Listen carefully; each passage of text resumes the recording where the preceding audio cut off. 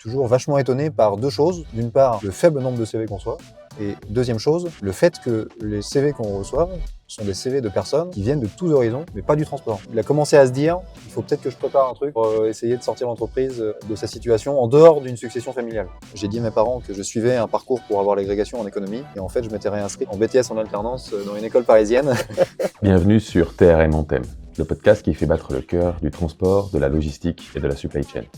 Je suis Victor Gonzalez, transporteur passionné et cofondateur de Barry. TRM en thème, c'est un podcast qui met en lumière les histoires, les idées et les transformations qui façonnent cette industrie. Ici, on va parler de tout. Des épopées d'entrepreneurs qui ont fait l'histoire du TRM, des innovations qui tentent de transformer le secteur, des histoires des PME, des ETI familiales, des défis qu'ils rencontrent et de leurs initiatives pour s'adapter à un monde en mouvement. L'objectif de ce podcast, vous donner envie de regarder le transport autrement, avec curiosité et respect. Alors embarquez avec nous et profitez du voyage. C'est parti. En tout cas, merci Simon de te prêter au jeu pour ce premier format. Ça n'a pas encore de nom. Je ne sais pas comment on va l'appeler. Mais l'idée, c'est de donner une voix en fait aux transporteurs. On a un secteur d'activité qui est vachement important, moi j'aime bien le définir comme le flux sanguin de notre économie. On distribue la consommation, l'investissement. Et pour autant, c'est un secteur qui est ultra méconnu, qui souffre d'une image pas folichonne, quoi. Ça fait pas déplacer les foules, le transport de marchandises. Et donc l'idée avec ce format-là, c'est d'interviewer les gens qui ont fait l'histoire, qui font l'actualité ou qui feront l'avenir de cette profession. Et puis de voir un peu quelles sont leurs visions, quel a été leur parcours, raconter les histoires de ces gens-là. Et donc on est là tous les deux dans cette bagnole pour oublier un petit peu les caméras et puis voir où cette conversation peut nous mener. Est-ce que tu peux rapidement te présenter un petit peu ton parcours? Bien sûr, ouais. Moi, je suis né dans une famille de transporteurs, bien sûr. Je m'appelle Baudouin. Donc la société Baudouin qui a été fondée par mon grand-père en 1957, reprise par mon père dans les années 90, et bientôt reprise par le petit-fils Simon, donc moi. C'est un processus en cours là? C'est un processus en cours. Mon père est encore président de Astre, donc son temps est essentiellement alloué à la direction et à la présidence de Astre. Donc le processus, c'est mon intégration d'abord dans l'entreprise depuis 2 ans maintenant, et une fois que son temps sera un peu plus libre et un peu plus dégagé, c'est la transmission de compétences que je n'ai pas encore, et la gestion des problématiques de succession. Et si on se refait du coup sur la dimension chronologique, allez, je crois on démarre quoi, post-bac. Ouais, post-bac. En gros, c'est quoi ton parcours et qu'est-ce qui t'a amené du coup aujourd'hui en mode je suis à quelques mois, années de reprendre l'entreprise familiale? C'est un parcours un peu tumultueux, hein, puisque j'étais un très bon élève, moi. Ouais. Très bon élève. J'ai vu ça sur LinkedIn, mention très bien au bac. Ouais. Je t'avoue que, en fait, dans les éléments qui m'ont amené à te choisir pour cette première interview, c'est que je me suis dit, on se ressemble pas mal tous les deux. On est tous les deux fils de transporteurs, à peu près de la même génération. Ouais. On a fait des études supérieures en transport, tu nous le diras tout à l'heure. Et par contre, quand j'ai vu mention très bien au bac, je me suis dit, ok, en fait, on n'a pas exactement le même parcours non plus. Et moi, j'avais plutôt mention plage, tu vois. Donc, mais vas-y, excuse-moi. Comme tu le disais, le secteur du transport et de la logistique, c'est pas un truc hyper vendu, notamment par les conseillères d'orientation au collège, au lycée. Et donc, même si je m'appelais Baudouin, que mon père faisait du transport et que j'étais bon à l'école, jamais personne m'a dit tiens, ça pourrait être une idée de se lancer dans des études qui t'amèneront in fine à reprendre l'entreprise. Mais on m'a plutôt dit ouais, toi t'es un bon élève, il faut que tu fasses une prépa éco. J'ai fait un bac économique, et ensuite il faut que tu fasses une grande école de commerce. Donc j'ai dit, moi je savais pas trop ce que je voulais faire. Le transport, même moi, ça me bottait pas forcément à l'époque. J'avais 18 ans. Et j'ai dit, allez, c'est bon, j'y vais. Donc Je me suis inscrit à tous les lycées, à tous les grands lycées parisiens pour faire une prépa éco. J'ai été admis à mon deuxième choix au lycée Janson de Sailly, où j'ai commencé ma prépa. Et puis au fur et à mesure, on avait des présentations d'écoles de commerce très régulièrement. On a vu les DEC, on a vu les SEC, on a vu l'ESCP, HEC et tout ce qu'il faut. J'ai trouvé que la mentalité des personnes qui nous présentaient ces écoles correspondait pas forcément à la mienne. Et au fur et à mesure des 2 années de prépa, j'ai dit, ça me va pas. Et moi, ce que j'aimais bien, c'était l'éco, la recherche, l'étude, la partie vraiment académique, plus que la partie assos, finance, marketing, machin, etc. Donc après mes 2 années de prépa, j'ai dit, allez, je vais à la fac, je vais faire de l'éco, je vais faire de la recherche, c'est ce que je veux faire. Je m'inscris à Paris 1, je fais ma licence, mon master en histoire de la pensée économique, un truc très très théorique. Avec un mémoire très très compliqué. C'était quoi C'était un mémoire sur le post-keynésianisme. Okay. C'est un courant économique, comme son nom l'indique, qui vient après Keynes, qui reprend des idées de l'économiste Keynes et qui les applique à son échelle dans le contexte des années 70 avec les crises pétrolières, l'inflation et le chômage qui arrive, en gros. Keynes, c'était favoriser la demande, c'est ça? C'est ça. Keynes, c'est relancer l'économie par la demande. C'est une vision macroéconomique de l'économie. On va prendre les grands attributs de l'économie, l'emploi, le chômage.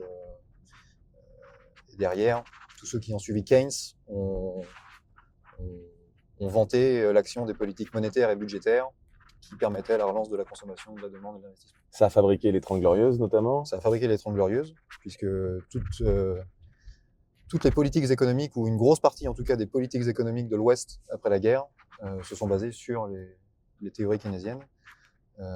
C'est que dans les années 70, c'est là où mon mémoire est un peu un mémoire sur des losers, entre guillemets, puisque mon mémoire portait sur des théories qui sont aujourd'hui un peu réhabilitées, mais qui se sont fait battues à plat de couture dans les années 70 et 60 par Milton Friedman et toutes les théories du monétarisme et des théories beaucoup plus libérales qui ont ensuite emmené les années 80-90 où là on a connu la libéralisation de l'économie à grande échelle. Ok. Alors comment on passe d'un mémoire sur post-keynésianisme à au TRM? Quand j'étais donc en études, pour payer mes études, même si la fac ça coûtait pas très cher, je voulais pas que mes parents payent mes études à la fac, et donc je bossais dans l'entreprise familiale.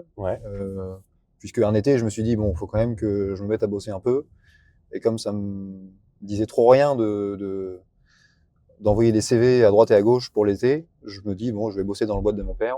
Il y a toujours un truc à faire l'été. J'ai toujours entendu dire que l'été c'était le bordel. Donc allez, on y va.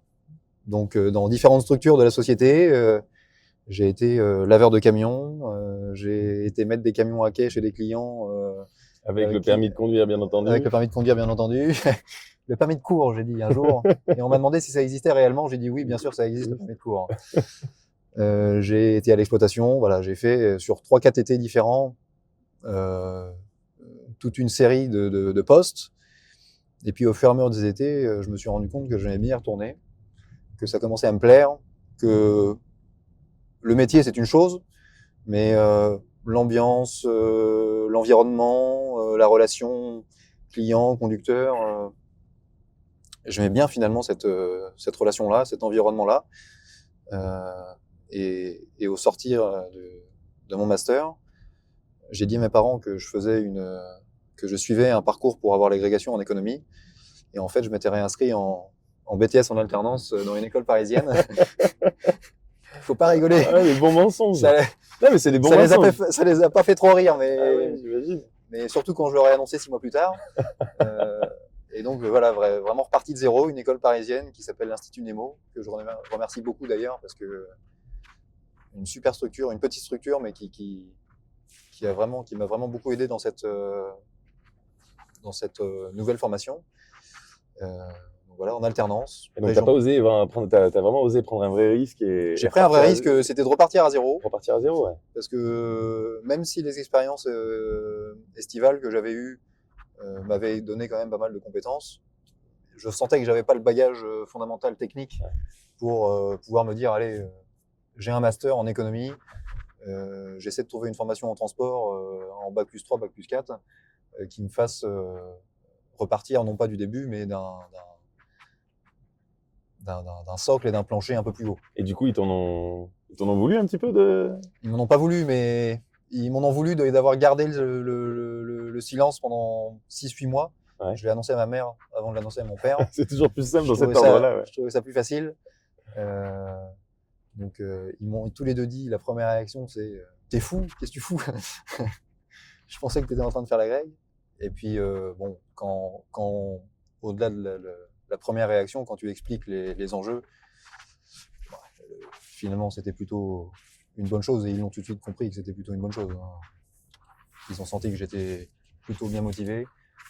Donc Et mais c'était le... Est-ce que tu dirais que c'était un peu le plan? T'as des frères et sœurs, toi? j'ai 2 sœurs, ouais. Qui sont pas du tout, Petites sœurs qui sont pas du tout dans l'industrie du transport qui sont pas du tout dans l'industrie du transport. et qui sont pas du tout en passe de reprendre Non, l'entreprise. il y en a une, c'est sûr qu'elle ne le sera pas puisque elle est attachée parlementaire auprès d'une députée qui s'appelle Marie Toussaint, une députée écologiste qui est d'ailleurs tête de liste là aux élections européennes qui arrivent et qui est sur le plan des convictions, elle aurait, je pense, malgré ses convictions, pu faire du transport et de la logistique, parce qu'aujourd'hui ça se marie plutôt bien, hein, les enjeux de RSE, etc. Mais revenir à Prague, dans les Deux-Sèvres, quitter le confort parisien qu'elle a maintenant depuis quelque temps, c'est clairement pas quelque chose qui lui irait. Et la deuxième est encore plus jeune. Elle fait une école de commerce, donc on pourrait se dire bon, on pourrait trouver de la place pour elle, mais revenir après Aix, c'est encore pire pour elle. C'est pas du tout possible. Donc on a fait une croix sur l'idée de les faire revenir. Dans 20 ans, je te dis pas, mais aujourd'hui c'est pas du tout prévu. T'es l'aîné du Je coup. suis l'aîné, ouais, je suis l'aîné. Et t'as le sentiment que, je sais pas, alors moi je suis le troisième de la Bande. bande. Chez moi on est 3 garçons. Et moi j'ai toujours eu le sentiment que, donc, je suis fils de transporteur aussi, et j'ai toujours eu le sentiment qu'il y avait un plan. Tu vois que globalement, mon père il nous a jamais rien imposé. À aucun moment de notre vie il nous a imposé quoi que ce soit, ou même essayer d'influencer nos choix. Mais j'ai toujours eu le sentiment qu'il y avait quand même un petit plan derrière, tu vois, suggéré pour fabriquer la reprise d'entreprise et faire en sorte que les enfants s'inscrivent dans le parcours. Tu l'as? Je le ressens pas forcément ça. Ouais. Parce que quand mon père a peut-être espéré pendant longtemps que ça se déroule, que ce plan se déroule, en tout cas assez naturellement. Sauf que quand mes années d'études ont commencé à s'écouler, bon, la prépa, la licence, le master en éco, à ce moment-là, là, dans cette période-là, entre 2015 et 2017, il a commencé à se dire il faut peut-être que je prépare un truc pour essayer de sortir l'entreprise de sa situation en dehors d'une succession familiale. Ouais. Ça, quand on a commencé à évoquer les problématiques de succession avec moi, pour le coup, c'est quelque chose qu'il a tout de suite dit. Il avait commencé à cette époque à éventuellement trouver une porte de sortie si jamais je ne revenais pas et que mes sœurs ne revenaient pas. Et c'est là aussi où la surprise, quand je lui ai annoncé que je me lançais dans le transport et que j'allais éventuellement revenir dans la maison familiale, a dû modifier forcément un peu ses plans. Un peu ses plans, ouais. Après, forcément, depuis que je me suis lancé dans le transport, j'imagine qu'il a réactivé des choses qui étaient peut-être prévues. Et depuis 5-6 ans, forcément, il y a des éléments qui se mettent en place dans la structure de l'entreprise pour favoriser cette transmission. Mais je pense quand même qu'il y a effectivement une période où il y a eu une remise en question de est-ce qu'un jour mes enfants vont reprendre l'entreprise. Je pense qu'il s'est posé la question à plus d'une reprise. Ok, donc tu reprends un BTS du coup en alternance. Je reprends un BTS en alternance en 2017. Tu trouves ton alternance? Je trouve mon alternance via l'école, ok. Qui me présente une société qui s'appelle Transaldis à Mitry-Mory. Ouais. Société dans laquelle je reste pendant 2 ans, qui est spécialiste de la distribution en région parisienne. Ok. Environ 80 personnes, donc c'est une petite structure, mais c'est dans ce genre de structure Et je l'ai tout de suite vu, moi, avec mes camarades qui étaient chez Kuehne+Nagel, Schenker et Geodis. C'était dans ce genre de structure, là, de petites structures qu'on apprenait le plus, puisqu'ils m'ont fait balader à peu près à tous les endroits de la boîte. Et en 2 ans, j'ai fait tous les postes, toutes les amplitudes horaires, toutes les tranches horaires. Et je suis sorti de ces 2 ans d'exploitation pure, vraiment formé. Ce qui me manquait autrefois dans mes expériences estivales, là, j'en avais fait l'acquisition en 2 ans. Puis avec une autre vision. Avec une vision complètement différente de la vision familiale. Exactement. Quand je suis arrivé là-dedans, personne ne me connaissait. C'était bizarre parce que chez Baudouin, on me connaissait. Là, on m'a intégré, et on m'a formé, et puis en plus région parisienne, donc une ambiance et un climat complètement différent, un climat social complètement différent du climat de Niort et des Deux-Sèvres. Et pas les mêmes problématiques de congestion, problématiques, de recrutement. Donc ça change un peu tout.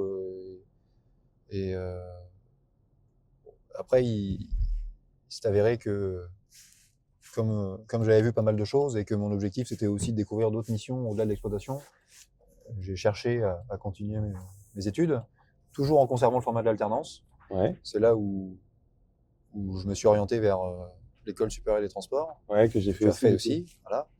Quelle année, toi? Moi, promotion 2021, donc entre 2019 et 2021. D'accord. T'as quel âge? Je suis né en 94, donc j'ai 30 ans cette année dans un mois. Là. On a un petit écart. Mais, donc j'ai rencontré l'EST, j'ai été admis à l'EST, et s'est posé la question de savoir si je pouvais rester dans l'entreprise Transaldis, là dans laquelle j'avais fait mon BTS. Et là où les qualités de Transaldis, pour me montrer toute l'exploitation, étaient très importantes, la petite structure a généré un défaut majeur, c'est qu'il pouvait difficilement me montrer autre chose que ce que je n'avais pas vu. Et donc le ST m'a conseillé de m'orienter dans une structure un peu plus importante. Via Astre, via le groupement Astre, je me suis présenté dans la société Legendre, donc, puisque mon objectif c'était de rester dans la région parisienne. Et des astriens dans la région parisienne, il n'y en a pas des masses. Et donc j'ai été au plus proche, en tout cas j'ai été voir la société astrienne et l'astrien qui me semblait être le bon compromis entre proximité et taille d'entreprise.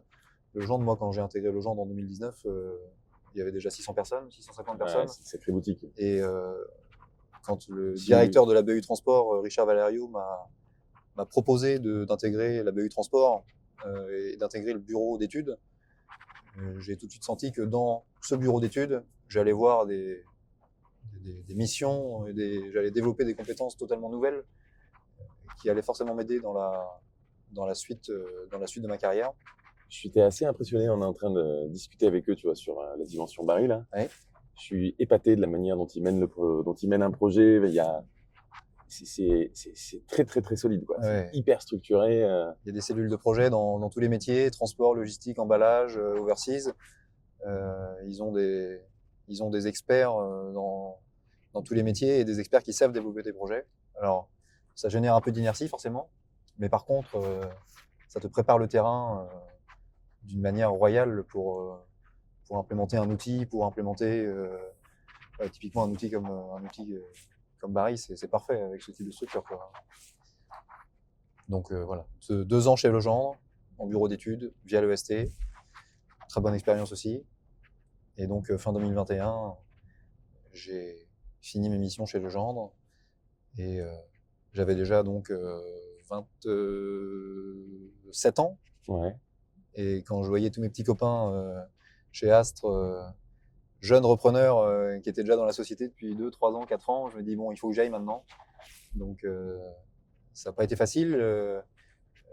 J'ai dû annoncer à Legendre que je quittais l'entreprise et que je retournais dans la boîte familiale.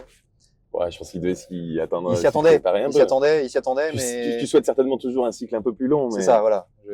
J'ai essayé de prévenir relativement en avance pour que voilà, tout le monde soit plutôt au courant de l'histoire. Tout le monde était au courant, mais bon, comme l'expérience était quand même particulièrement bien passée, on a mis fin au contrat en novembre 2021 et le 1er décembre 2021, je suis retourné et je suis arrivé chez Baudouin. Tu as un sacré parcours. Un parcours tout en atypique. Tout en aller-retour. Mais qui finit dans le transport quand même. Ouais, carrément. Moi, je trouve ça rare et du coup vachement précieux notamment la première partie de ton parcours qui est très académique et assez pointue. Je trouve, je pense l'industrie, le groupement Astre et l'entreprise Baudouin ont une certaine chance, j'imagine, de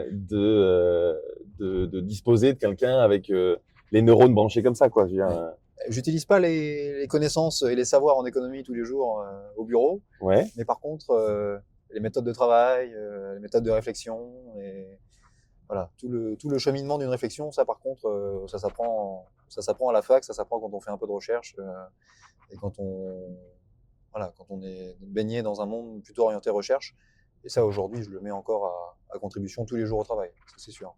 Il y a des éléments de gap importants, du coup, que tu identifies entre ce que tu pouvais te projeter d'un business, d'un acteur économique aussi important que le TRM dans je sais pas, l'écho que tu faisais entre tes études et l'entreprise familiale. Est-ce que tu as pas découvert, mais perçu, en tout cas, perçu, expérimenté une fois les mains dans le cambouis? Ouais, clairement, quand tu fais des études dans l'économie, on te mentionne jamais le transport et la logistique. Hein.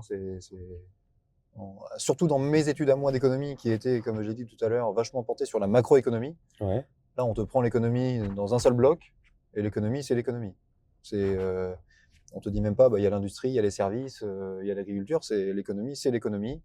Et pour relancer l'emploi dans l'industrie et dans les transports, c'est les mêmes moyens, c'est les mêmes outils. Il n'y a pas de différence, il n'y a rien. Donc c'est le gros bloc. Le chef d'entreprise, c'est le même que ce soit un chef d'entreprise d'un GAEC en agriculture que le patron de chez Total. Donc c'est le même entrepreneur, c'est le même acteur économique. C'est très macro, quoi. C'est très macro et c'est très flou. Et tu n'as aucun moyen, si tu ne t'y intéresses pas toi personnellement, de savoir que le transport et la logistique, c'est un monde à part entière. C'est, comme tu disais tout à l'heure, le flux sanguin de l'activité. Jamais personne en cours d'éco m'a dit que le transport et la log, c'était le flux sanguin de l'économie française ou mondiale. Et je trouve ça hyper. Et pourtant, c'est vachement dommage. C'est tellement dommage. Enfin, tu vois, moi, je suis prof, intervenant, que ce soit en BTS, à l'ISTELI. À chaque fois que j'ai l'opportunité de le faire, je le fais parce que je trouve ça vachement important de m'impliquer. On parle souvent de la pénurie, de la difficulté à recruter, de l'attractivité de notre filière, et je trouve ça fou d'avoir si peu de candidats, d'avoir des candidats qui savent pas vraiment pourquoi ils sont arrivés là. Toi et moi, on a fait le choix, même si celui-ci nous a peut-être été suggéré par notre patrimoine génétique, si on peut dire ça comme ça, mais on a vraiment choisi cette filière-là. Et quand je vois en BTS ou en licence, il y en a un paquet qui sont là parce qu'il y avait de la lumière, parce que Parcoursup leur a pas laissé le choix, parce que leur mère leur a dit qu'il y avait du boulot. C'est exactement ça. Dès que je reçois, quand on reçoit des CV sur des postes à pourvoir, je suis toujours vachement étonné par deux choses. D'une part, le faible nombre de CV qu'on reçoit. Ouais. Ça déjà, c'est un premier enjeu, une première problématique énorme. Et deuxième chose, le fait que les CV qu'on reçoit sont des CV de personnes qui viennent de tous horizons, mais pas du transport. Exactement. Chez moi, j'ai des mecs de l'hôtellerie, j'ai des mecs de la restauration. On a ouvert un poste il y a pas très longtemps pour un poste d'exploitant frigo, un truc vraiment transport, quoi. Hein, Et on a reçu des CV de boulangers, de serveurs, de mecs qui ont bossé dans les assurances. Alors on est à Niort, oui, ok. Et de tout secteur qui n'avait rien à voir avec le transport. Et quand on leur a expliqué un peu ce que c'était, c'est des gens qu'on a reçus en entretien parce qu'on a été obligé de voir des personnes qui n'avaient aucune appétence pour le transport. Ils étaient étonnés dans l'entretien de ce qu'on leur présentait comme étant le monde du transport et de la logistique. Je trouve ça étonnant d'un côté. En fait, il y a une vraie richesse à cela, parce qu'il y a souvent des histoires, des parcours assez assez incroyables de gens qui se révèlent dans cette industrie et qui grandissent avec les entreprises qui sont souvent voilà, où il y a beaucoup d'opportunités pour des gens courageux avec la tête bien faite. Mais je trouve que ça a aussi un côté inquiétant. C'est toujours un revers de médaille en fait. Et que cet acteur aussi essentiel de l'économie souffre autant de manque de vocation, de culture académique, et cette fois-ci plus transport, quoi, Ouais. ou plus projet, ou plus. Et ouais, je sais pas comment tu l'expliques, toi, t'as une opinion là-dessus ou... Je pense en avoir une, mais enfin, je pense en avoir une. J'ai des pistes en tout cas. Ouais, il y en a plein. Ouais. Je pense que l'histoire du secteur nous aide pas. Si on isole le transport routier, déjà, c'est un secteur qui est plutôt jeune à l'échelle de l'économie quand même. C'est un transport routier. Il est majoritaire depuis les 30 Glorieuses et encore, ouais, à la fin des 30 Glorieuses, on va dire. Et donc, il n'a pas une histoire qui est très très grande à l'échelle de l'économie même. Si je prends même pas l'échelle de l'homme, mais l'échelle de l'économie. Et je pense que il a tellement été dès le départ, dès que la révolution du transport routier a eu lieu après la Seconde Guerre mondiale, il a tellement eu dès le départ une image vachement caractérisée. À savoir, c'était déjà le routier, c'était déjà un corps de métier vachement à part. Il y avait les missions de radio, il y avait les machins. Ouais, les routiers sont sympas, c'est ça. C'est ça, c'était vachement déjà corporatif presque. Jingle, je pense qu'on va reprendre un morceau du jingle pour le jingle. Pour le jingle du format. Ouais. Bon jingle. Je sais pas si ça parlera à tout le monde, notamment si le but c'est de capter des gens plutôt jeunes, mais ça marcherait bien. Et ça fera un lien en fait entre l'histoire et... C'est ça. On reprend. Exactement. Le transport revient sur les ondes. Exactement. Après, les routiers sont sympas. Mais je pense que dès le début, il a eu une image très caractérisée, qui était cette image-là. Ouais, mais franchement. Qui plaisait sûrement pas beaucoup déjà à l'époque. Et on pense plus à Dédé le routier sur l'aire d'autoroute qui fait cuire ses merguez et qui fait des blagues vaseuses qu'au Père Noël ou... C'est ça. Et même moi, quand je te parle là des problématiques, je repars de ce point-là, parce que c'est ce point-là qui a focalisé un peu la problématique de l'attractivité. Puisque, alors ouais, à l'époque, c'était super, il y avait une émission de radio. Mais aujourd'hui, on est ancré toujours dans ce stéréotype. Et tout à l'heure, je te disais que les conseillères d'orientation, elles ne parlaient pas de transport et logistique, parce que les conseillères d'orientation, quand elles pensent aux logistiques et au transport, elles pensent à Dédé le routier, et aux routiers sont sympas à la radio. Et malheureusement, quand tu es jeune, que tu es à l'école, et que les conseillers d'orientation, les profs, te parlent de stages à faire, d'immersion en entreprise, de tout ce que tu veux, là, quand tu commences à découvrir l'entreprise au collège ou au lycée, jamais personne te parle d'aller voir le transport à la log, parce que le transport à la log, il faut aller dans un camion, quoi. Sinon tu vois rien. Alors qu'il y a des parcours, il y a des opportunités de fou en management, en gestion de projet, en informatique. C'est ça. C'est ça. Et même des gens qui sont formés, moi je le vois en école de commerce. La prépa que j'ai fait, j'ai gardé des très bonnes relations avec plein de camarades en prépa qui ont ensuite, eux, été en école de commerce. Et jamais en école de commerce, on leur a dit il y a un truc à faire dans le transport et la logistique. Jamais on leur a dit ça. Et pourtant, ça se trouve, ils ont été formés au management, ils ont été formés à la gestion de projet, ils ont été formés au commerce, au marketing. Et ils auraient pu mettre ces compétences et ces savoirs à disposition du monde de la transport et de la logistique, mais jamais ils y sont allés, puisque on leur a pas dit qu'il y avait un besoin dans ce secteur-là. Et peut-être que le transport et la logistique n'a pas fait savoir qu'il y avait un besoin dans ces domaines-là. Est-ce qu'on n'a pas une forme de responsabilité? Tu parlais de marketing, de commerce et de gestion de projet, c'est quand même 3 mots-clés, je ne sais pas si tu es d'accord avec moi, qui sont assez peu présents chez nous. C'est quand même assez peu présent. Bien sûr, c'est la responsabilité, elle n'est pas totalement en dehors du monde du transport et de la logistique. Elle porte aussi sur les épaules des entreprises et des entrepreneurs du transport qui ont pourtant toujours eu besoin de compétences de management, de gestion de projet et tout ce qui va à côté. mais qui ne l'ont jamais fait savoir, qui ont toujours voulu garder avec eux ces parties-là, même si elles n'étaient pas forcément bien gérées dans les boîtes.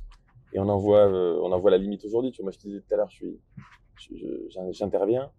Je compte 60% des apprenants, des jeunes que je rencontre, qui évoquent la volonté de changer de filière d'ici moins de 5 ans, parce que n'y trouvant aucun sens, aucun intérêt.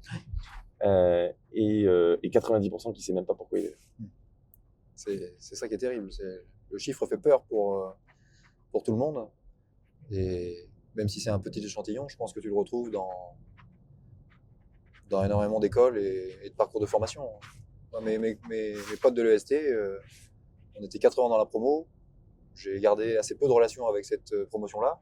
Je suis certain qu'il y en a déjà quasiment entre un quart et un tiers qui sont en dehors du monde du transport et de la logistique. Ou qu'ils le sont côté chargeur, quoi. Ou qu'ils le sont côté chargeur. Et j'ai déjà eu des retours de retour qui m'ont dit lui, il est resté 2 ans à Roissy chez je sais pas qui, chez FedEx, et maintenant il est tatoueur. Elle était déjà chez un chargeur, elle était chez je sais pas qui, dans une grande enseigne de GSB. Elle est repartie faire une formation en achat, en dehors du transport. Combien de fois j'ai entendu ça depuis que je suis parti de l'EST, et c'était il y a seulement 3 ans. Et qu'est-ce qu'on peut faire du coup pour essayer de déjà enrayer Déjà, ce serait je pense que ce qu'on évoquait tout à l'heure sur la problématique de demander ses compétences, elle est clairement pas réglée aujourd'hui. Dans nos entreprises, dans les entreprises que je connais, notamment celle du groupement Ast, on fait pas encore assez appel à des compétences de haut niveau sur les missions de management d'un côté, et puis toutes les missions support du transport dans lesquelles on est vachement à la bourre. Les systèmes d'information, les ressources humaines, le commerce, le marketing, tout ça, on est à la bourre. Et on le sait qu'on est à la bourre, et pourtant, on vient pas demander de l'aide. Ouais, je connais plein de sociétés. Si tu proposes à des élèves d'écoles de commerce qui sont à l'ESSEC, à l'ESCP, à HEC, il y a un poste ouvert chez Legendre, par exemple, sur une mission de marketing ou sur une mission de commerce ou même sur une partie de gestion financière même, parce que c'est vachement à la mode dans les écoles de commerce aujourd'hui. L'environnement serait royal pour un jeune qui découvre le monde de l'entreprise chez Legendre. Carrément, mais plus que, et je pense encore plus attractif que la start-up. Et encore plus attractif, plus stable, plus concret, plus concret, avec une quête de sens qui est bien plus importante que dans la start-up qui sera sûrement vendue 3 ans plus tard à une boîte américaine, quoi. Et ça, aujourd'hui, ce pas, il n'a pas été fait. Même des grandes sociétés, dans des groupements de transporteurs, n'ont pas fait ce pas-là d'aller chercher de la compétence. Je suis d'accord. Et pourquoi ? Je ne sais pas. Problématique financière, problématique. Est-ce que les entrepreneurs ont une inquiétude d'avoir un budget sur ces sujets-là? C'est vrai qu'avec 1%, 1,5% de résultat net en moyenne, je sais où tu m'emmènes, on va retomber sur le... Pas nécessairement. Non, mais j'y ai pensé aussi avant dans ma réflexion, bien sûr. Je pense qu'il y a une part de problématique financière qui vient dans ce cadre-là. Il y a une part de culture. Il y a une part de culture aussi. C'est génétique, c'est l'histoire, c'est comme ça. C'est une industrie paysanne. Alors, je ne sais pas d'où vient ta famille, mais souvent... Mon grand-père était agriculteur et il voulait surtout pas finir agriculteur, donc il a acheté un camion et il a roulé. C'est très souvent le cas. Et tu vois, il y a vachement de parallèles à faire entre la crise agricole qu'on est en train de traverser et, alors c'est pas la crise des transporteurs. Non, bien sûr. On n'en est pas là et les situations sont pas les mêmes, mais je trouve que il y a souvent des parallèles à établir entre le monde agricole et le monde du transport, parce qu'il y a une génétique, une culture, une histoire un peu commune qui a donné naissance à plein de nos entreprises au final. Non, mais ça c'est clair. Et oui, je pense que la problématique financière joue partiellement dans cette problématique-là. Ouais, et puis Comment on la résout? un microcosme, tu vois, il y a une espèce de bulle du transport où, pour de vrai, on se fait, les quotidiens sont souvent très musclés, euh, et peu d'opportunités de sortir la tête de l'eau, du guidon, je sais pas comment peu importe, et de regarder, de s'inspirer des transitions d'autres secteurs d'activité.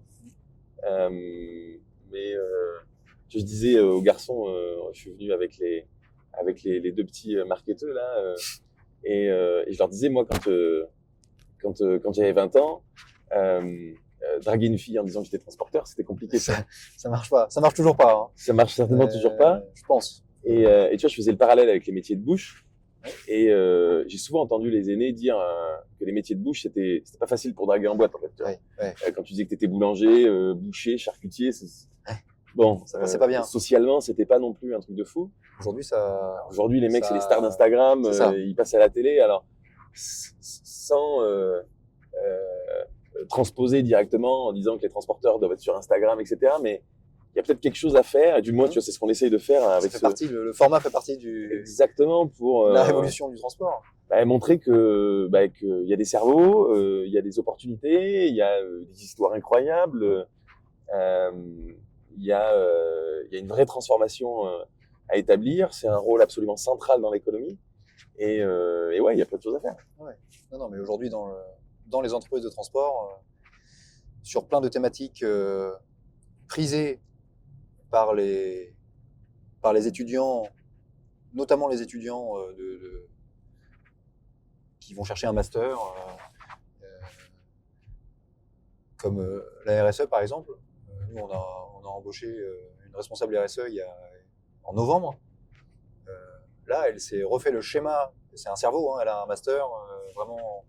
Elle a bossé pour Ecodev, c'est une société qui pilotait les bilans carbone de toutes les sociétés, industries, etc.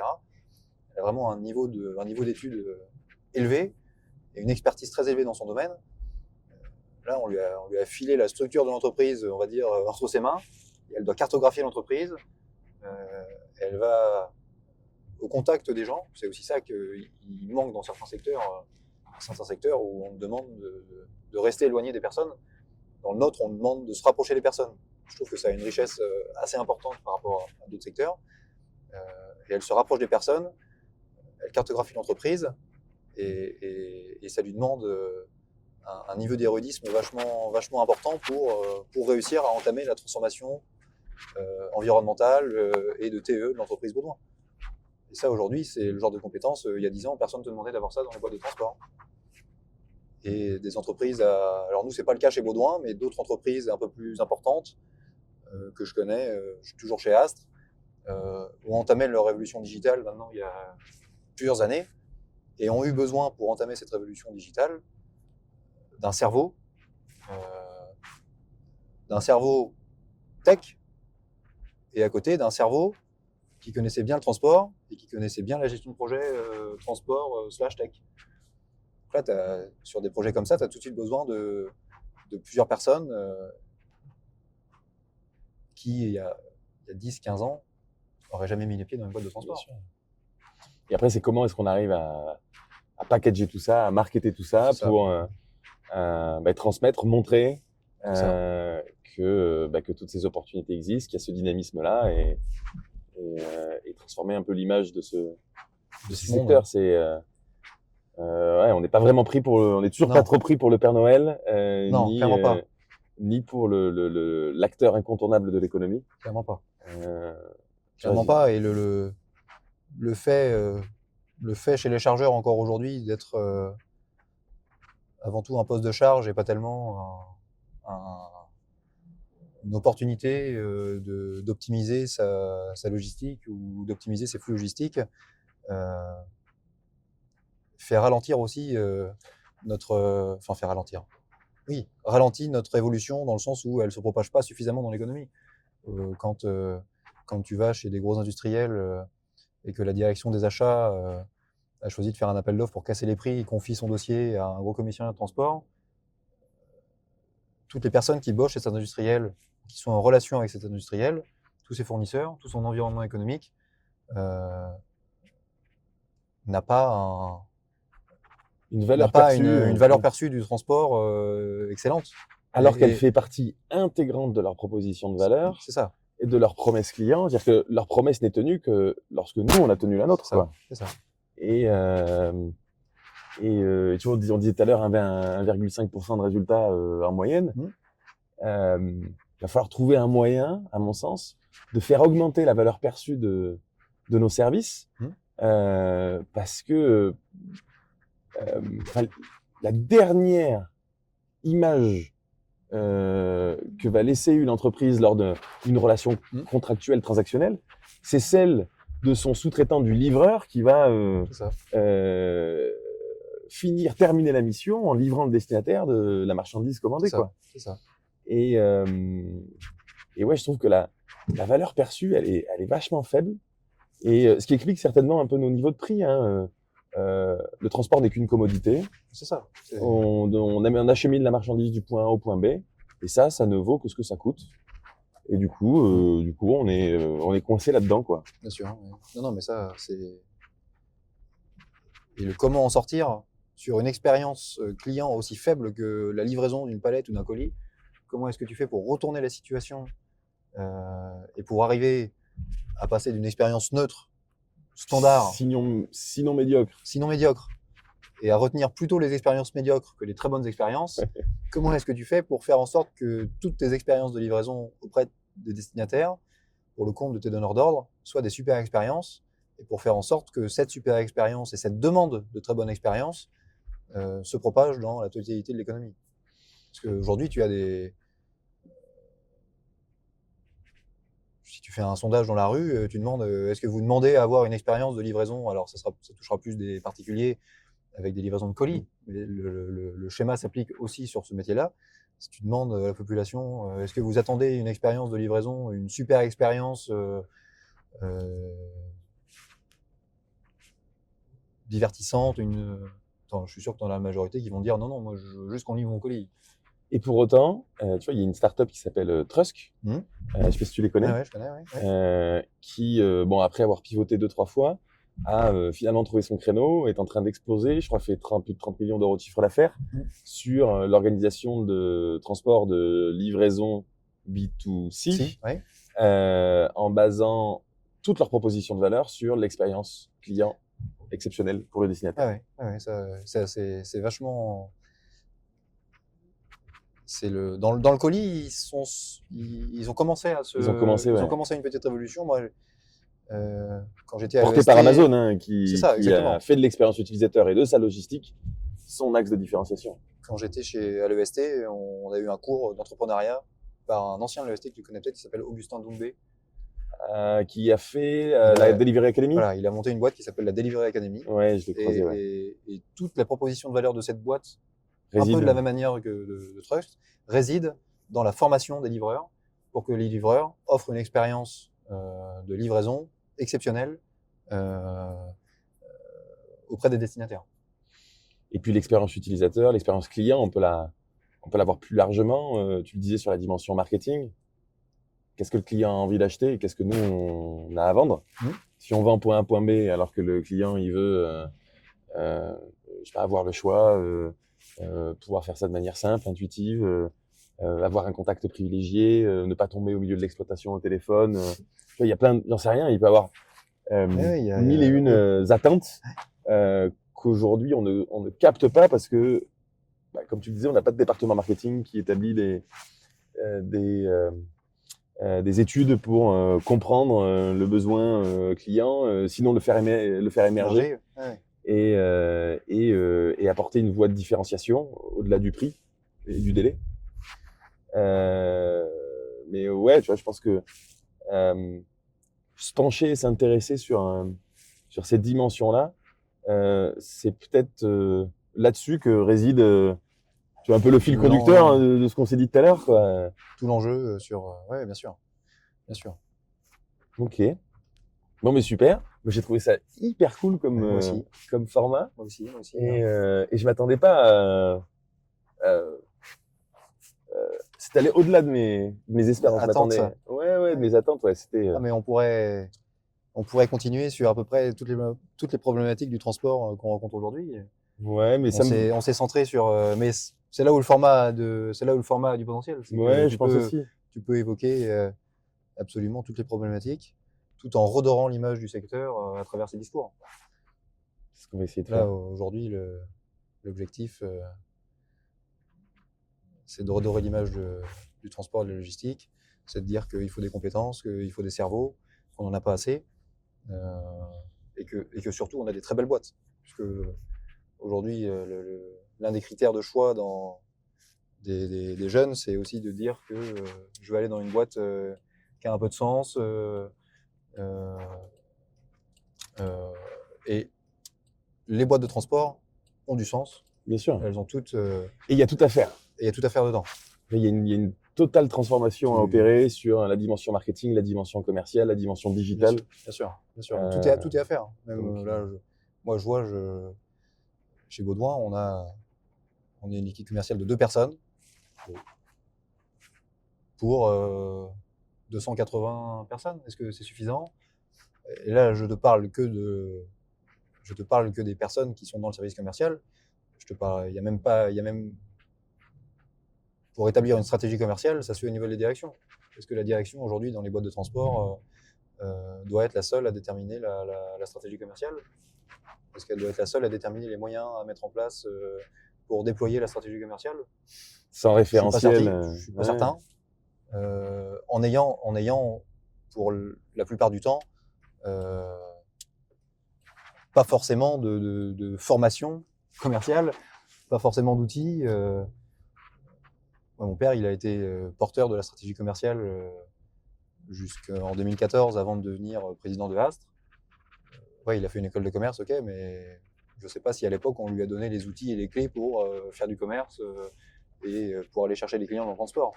Puis c'est quel commerce? Il y a des stratégies commerciales qui répondent à des commerces différents. C'est vrai que tu me lances là-dessus. C'est quelque chose qui m'a toujours marqué. Je sais pas pour toi, mais dans nos boîtes, il n'y a pas d'acquisition.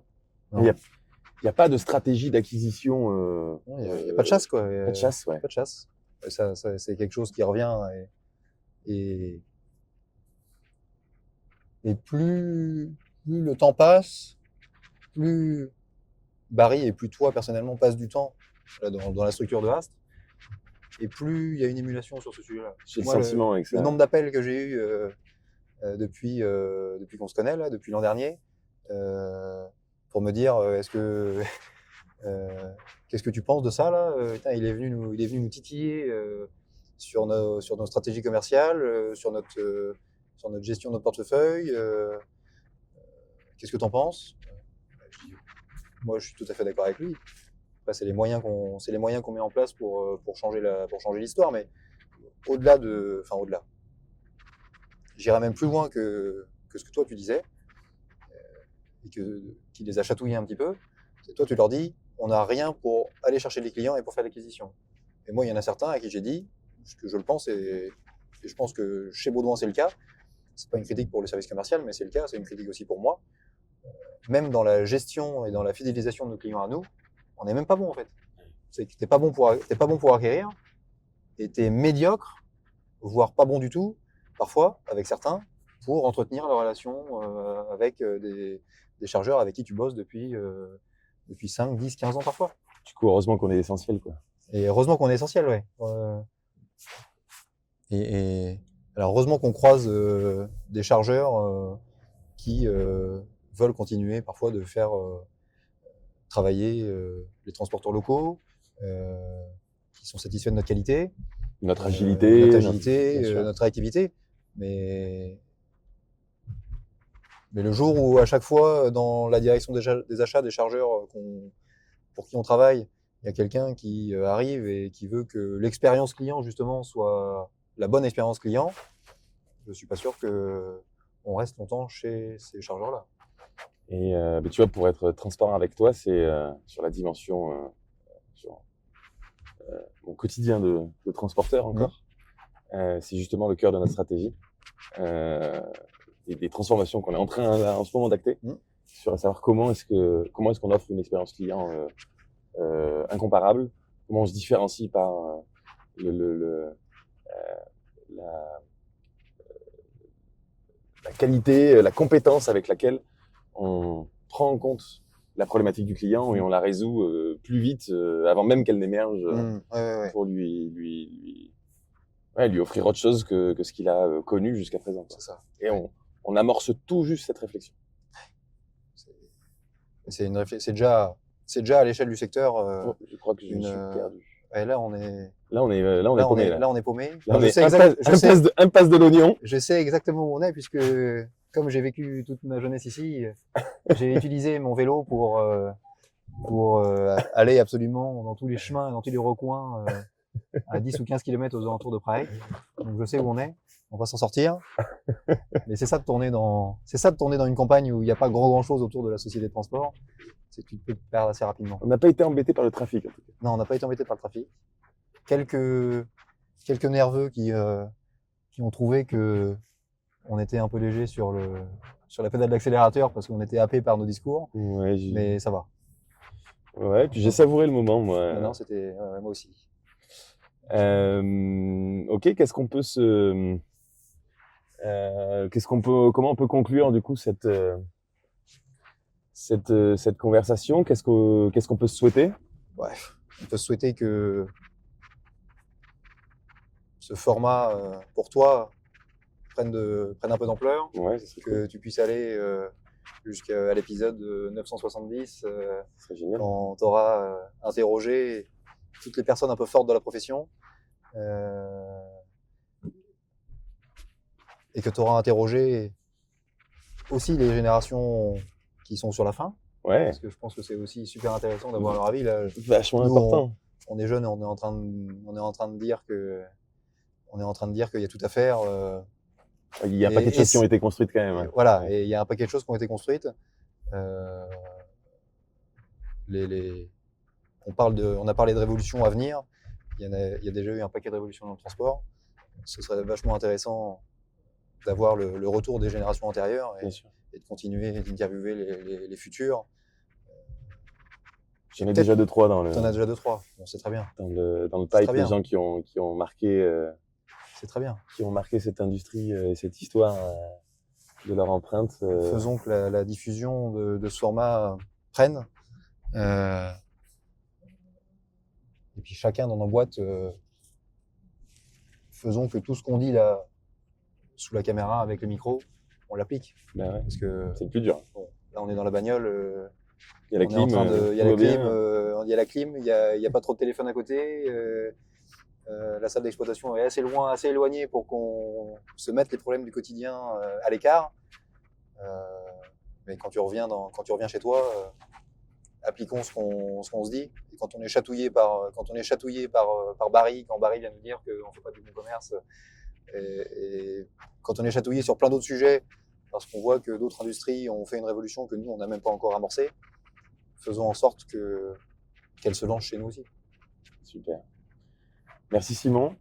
Merci à toi, Victor. Hyper cool de t'avoir dans ce format. Ouais, merci pour cette première. Et je te souhaite plein de bonnes choses avec Baudouin, avec Maï Baudouin. Avec Maï Baudouin, oui. Alors Maï Baudouin, c'est...